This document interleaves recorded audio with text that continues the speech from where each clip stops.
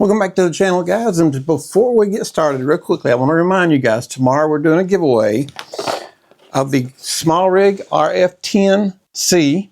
This is it right here. It's an LED light that comes with filters on the end that you can get creative with.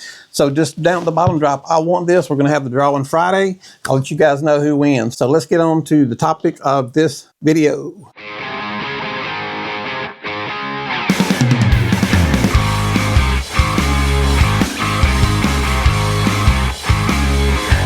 So the first thing I want to do is kind of tell you the difference between YouTube photographers and real photographers. Now, I'm not trying to say that all YouTube photographers aren't also real photographers. I just want to point out the difference between what YouTube shows you and what happens in real life. YouTube will teach you with perfect lighting, but real photography is more about what to do when everything goes wrong. And after 42 years of weddings, clients, and deadlines, I can tell you why most YouTube advice will fall apart in a hurry. Here's what YouTube will teach you about photography. It will teach you perfect lighting, unlimited time, cooperative subjects, usually models, no pressure and no consequences. YouTube teaches kind of like it's a classroom, where real photography is more like an emergency room, if you get my drift. Now here's what actually happens in the real world of photography. And I'm going to compare this to what I saw the other day on YouTube to kind of give you an idea of what I'm talking about. In the real world, you got brides running late. Sometimes they come in drunk. I waited 2 hours on a bride one time to show up. The audience was full. Limo driver was ready and waiting. The bride hadn't even got there yet. She was not even on location yet. 2 hours after her wedding was supposed to start. Haven't seen any YouTube videos about that, how to handle that. In the real world, you're gonna have bad venues. On YouTube, you see these beautiful castle-like places and beautiful scenery. If you're a local hometown photographer, you're gonna be in maybe an old rundown barn or an old, what used to be warehouse. You're not going to have beautiful sceneries with cliffs and waterfalls and all that kind of stuff. You're going to have mixed lightings. I swear I used to shoot in a church that had 5 lights going across the top.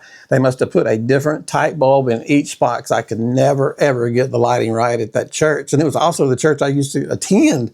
But anytime I had to shoot a wedding there, I was like, oh my goodness gracious, I got to deal with 5 different types of light. It was a total disaster. In the real world, you get no second chances, and you've got clients watching you every step of the way to see what you're doing, to see if you're really good at what you're doing, or they're just curious of how you do it. Now, let me compare that to what I saw on YouTube the other day. I looked, it was 37 minutes. It was 2 photographers and 1 bride who was a model. It took them 37 minutes to show how to set up this one picture and shoot it with all these little props and gadgets and everything. 37 minutes for one shot. On the average wedding, we have the bride for 45 minutes before the ceremony. And that's not just the bride. That's 10 to 15 pictures of the bride in different poses. That's the bride and her bridesmaids and possibly her parents if they're there. So one shot in 37 minutes is not going to make the bride very happy. That's a YouTube thing. You don't have 37 minutes to take one picture at a wedding. I have 45 minutes to get all the pictures I can of the bride before the wedding. So do the math on that one. Other YouTube advice is just shoot wide open. Well, if your person moves in half an inch, something's going to be out of focus. Or if you've got a row of people, they're going to be out of focus. You can't just shoot at 1.8 because you like nice bokeh. You've got lines of people to deal with. Natural light, the beautiful natural light that's always beaming through the beautiful window. That doesn't happen most of the time. What if it's nighttime? A lot of weddings are at night, or it gets dark during part of the wedding. You're not going to have natural, beautiful light coming through like you see on YouTube. And then you'll hear, fix it in post. And I'm not totally opposed to fixing things in post, especially exposures using TTL running around a wedding, because you're going to be, if you're shooting TTL, which I do a lot, you're going to be a half off here, a half over here. You can fix all that later. But what I'm talking about is major things being fixed in Photoshop. That just eats up all your time and profit, because time is money. Now let me tell you what really matters in actual photography and photographing a wedding. Anticipation is huge. You have to be able to anticipate what's fixing to happen.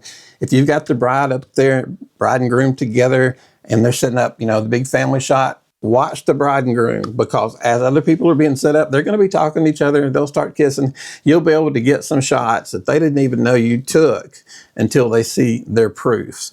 So always be alert and anticipating something to happen. My wife is always setting up everyone, and I'm focusing on the bride and groom most of the time, because I know they're going to do something. There's going to be some kind of smile, some kind of laugh. There's going to be something that you need to get, because that's a moment in time that you'll never get back. So be paying attention to that. You got to solve problems. Okay, well, the wedding cake's not here. It's not delivered. I know you're not the caterer, but you're the photographer, and technically you're running the wedding other than during the ceremony. And I know there are wedding directors that think they're running the show, but they're not. They're just there, wedding directors. But anyway, the photographer is running everything before and after the wedding. You can work with the DJ at the ceremony, but the photographer is the one that everyone usually follows around to see what to do next. You also need to know how to be able to read people. Excuse me. If you can see over to the corner, you're shooting pictures and you're getting a look from a parent, one of the parents, it's just like you can tell, you got to know, you photographers know what I'm talking about. You see that look, you know something's wrong. Go ahead and take your shot and then go over and approach. Hey, how am I doing? How are you? Is there something you would like that we haven't gotten yet? That way you are showing how much you care about the wedding, and you're showing it to the person, the parent of either the bride and groom, because you want them to know that they're important. They are important. They're probably paying for the wedding. So make them feel part of the wedding and make them feel like what they want is important, because it is important. It's their children's wedding. So make them happy. Bride and groom are pretty much always happy. They're getting married.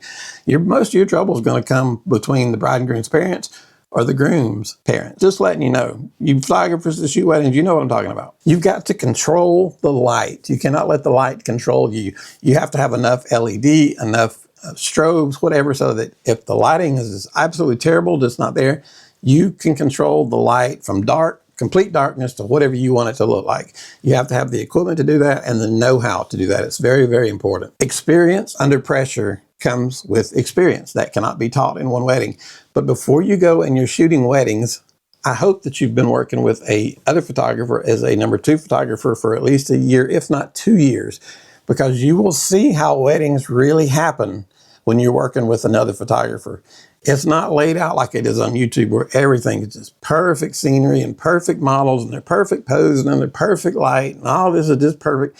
It is not that way. It is total chaos at a wedding, and you've got to stay in control, keep everybody happy, keep them laughing, make them have fun. It's their day. I can't tell you how many brides I've had come to me after their wedding and say, oh my God, you saved my entire wedding by what you did about so-and-so, or what you said to so-and-so, or how you handled this situation. That only comes through experience, and you can only get that through time, but you will get it. But pay attention to the things that are going on and make sure that you're getting good expressions. Make sure you're getting all the shots you need to make sure you're making people feel important, the ones that do count. There will be people that come up that just randomly want things and they don't have anything to do with anything, just blow them off, whatever. You know who's important and who's not important. So you should anyway. Cameras change and trends change, but real photography never changes. At least the fundamentals never change. So by the time you're photographing a wedding on your own, photography needs to be secondary in your mind. When you get to the wedding, your focus is on the people. Let me make the bride laugh. Let me make the bride look a certain way here. Let me get the bride and groom looking a certain way here. You shouldn't be thinking, okay, do I need this at 5.6 or I need it at f11, or how am I supposed to do this again? No. Photography is second nature at your wedding. You don't really think about settings and stuff at the event. You just know that in your head. You automatically know when you walk in the room, this is what I need, this is what I need, because your main point, the main thing you need to do at the wedding is focus on people and the situations and keep things running smoothly. You just can't be standing around thinking about how to do your next shot exposure. It will take time.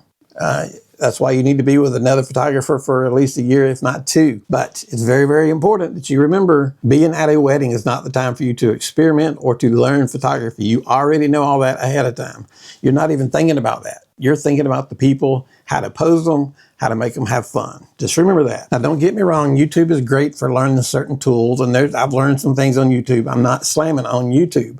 I'm just trying to show the difference between a real life wedding and a wedding you see on YouTube. Real photography is learned when things go wrong. And you know when things will go wrong? When you're at a wedding. Almost every wedding, there's going to be something happen. There's going to be a cake problem. There's going to be somebody running late. Your bride's not going to be on time. or your best man's not going to be on time. You can't do a full shot of everybody because one person is not there. You're waiting to do the giant group shot of the entire family, and granddad is still 10 miles down the road. You can't do that shot. So what are you going to do during those 10 minutes? You need to do some extra shots, some families, more the bride and groom. Don't stand there for 10 minutes. Excuse me. Don't stand there for 10 minutes and do nothing while you're waiting on him to get there. Time is of the essence, and you must keep it going constantly, keep it flowing. So anyway, guys, I hope that has helped you guys understand a little bit between YouTube photography and real world photography. I've done a few videos lately like this, but it's because next year, where our goal here at the channel is going to be more about how to handle situations of real photography, and maybe not quite as much about this setting or that setting on your camera. We'll cover it all. It's all important. We'll still do reviews, and we'll do a lot of the same stuff we're going to do. But I just want you guys to understand that what you see on YouTube is not what you're going to see in real life. Your bride is not going to be a model more than likely. Your groom is not going to be a model more than likely. So you got to keep that in mind. They don't know how to pose. They're nervous. It's their wedding day. They're happy because they're getting married, but they're still nervous because they're up in front of a camera and everybody's watched them. So anyway, guys, that's all I want to share with you right now. Just point out a little difference between what you see on YouTube and what happens in the real world. So if you get a camera and you're getting pretty comfortable with it, that does not mean it's time to start booking weddings, okay? You need to work with another photographer at least a year, if not 2 years, so you can see what really, really, really happens at these weddings. Then you'll be ready. Once you've learned photography in the back of your mind, you don't even have to think about it. You're ready to handle people. That's when you're ready to go photograph weddings on your own. Anyway, guys, I appreciate it. Don't forget our giveaway Friday for the small rig LED. Drop your name down at the bottom, put I want this. You'll be entered in the drawing. I appreciate it. Thanks for you guys listening to me. And we'll have some more fun videos coming your way very soon. I hope everybody has a happy holiday. Hit that subscribe button. You guys have a great day. Thank you.